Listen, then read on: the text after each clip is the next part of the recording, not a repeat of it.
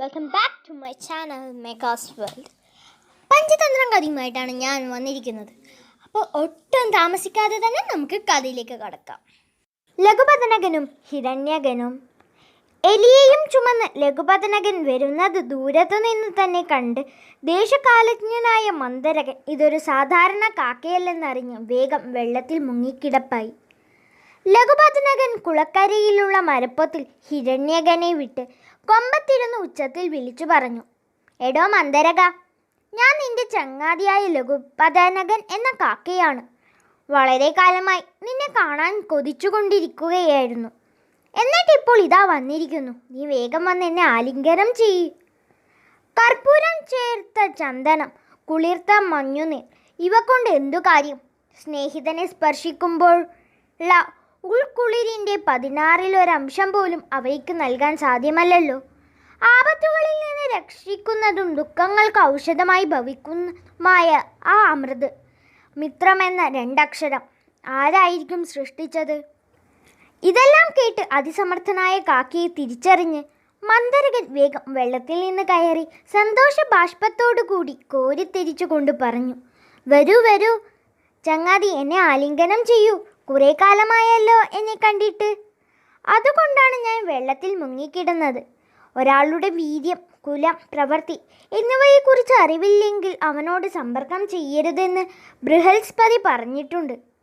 ഉടൻ ലഘുപതനകൻ മരത്തിന്മേൽ നിന്നിറങ്ങി മന്ദരകനെ ആശ്ലേഷിച്ചു. ശരീരത്തിന് വെടുപ്പും സുഖവും അവൻ അമൃതു തന്നെ ഒഴുകി വന്നിട്ട് എന്തു കാര്യം? വളരെ കാലം കൂടി കാണുന്ന ചങ്ങാതിയുടെ അമൂല്യമായ ആലിംഗനത്തോടൊക്കുമോ അത്? അവർ രണ്ടുപേരും ആലിംഗന സുഖത്താൽ കോരിത്തെരിച്ചുകൊണ്ട് മരക്കൊമ്പത്തും താഴത്തുമായി സ്വന്തം ചരിത്രങ്ങൾ അന്യോന്യം പറഞ്ഞു കേൾപ്പിച്ചു. ആ സമയത്ത് ഹിരണ്യകൻ മന്ദരകനെ നമസ്കരിച്ച് ലഘുപതനകൻ്റെ അടുത്തു ചെന്നിരുന്നു. അവനെ കണ്ട് മന്ദരകൻ ലഘുപതനകനോട് ചോദിച്ചു, എടോ, ഏതാണ് ഈ എലി? നിനക്ക് തിന്നാനുള്ളതാണെങ്കിലും നീ പുറത്ത് ചുമന്നുകൊണ്ട് വരുന്നതാണല്ലോ ഞാൻ കണ്ടത്. അതിന് തക്ക കാരണമുണ്ടാവുമെന്ന് ഞാൻ ഊഹിക്കുന്നു. ലഘുപതനകൻ മറുപടി പറഞ്ഞു, എടോ, ഈ എലിയുടെ പേര് ഹിരണ്യകൻ എന്നാണ്. എൻ്റെ ചങ്ങാതിയാണ്. എൻ്റെ 2ാമത്തെ പ്രാണനാണെന്നു തന്നെ പറയാം. എന്തിനേറെ, മഴത്തുള്ളികൾ, ആകാശത്തിലെ നക്ഷത്രങ്ങൾ, മണൽത്തരികൾ എന്നിവ പോലെ ഈ മഹാന്റെ ഗുണഗണങ്ങൾ അളവറ്റതാണ്. എന്നാൽ ഇപ്പോൾ ഇദ്ദേഹം ആപത്തിൽപ്പെട്ട് അങ്ങയുടെ അടുത്ത് വന്നിരിക്കുകയാണ്. മന്ദരകൻ ചോദിച്ചു, എന്താണ് ഇദ്ദേഹത്തിൻ്റെ വ്യസനത്തിനു കാരണം? കാക്ക പറഞ്ഞു, ഞാൻ ചോദിക്കുകയുണ്ടായി, എന്നാൽ ഒരുപാട് പറയാൻ ഇവിടെ വന്നു പറയാമെന്നാണ് ഇദ്ദേഹം പറഞ്ഞത്. എന്നോടും ഇതുവരെ പറഞ്ഞിട്ടില്ല.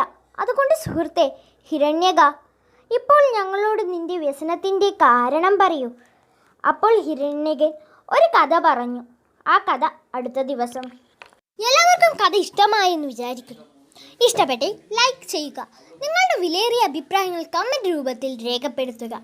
തുടർന്നുള്ള കഥകൾക്കായി എൻ്റെ ചാനൽ സബ്സ്ക്രൈബ് ചെയ്യുക.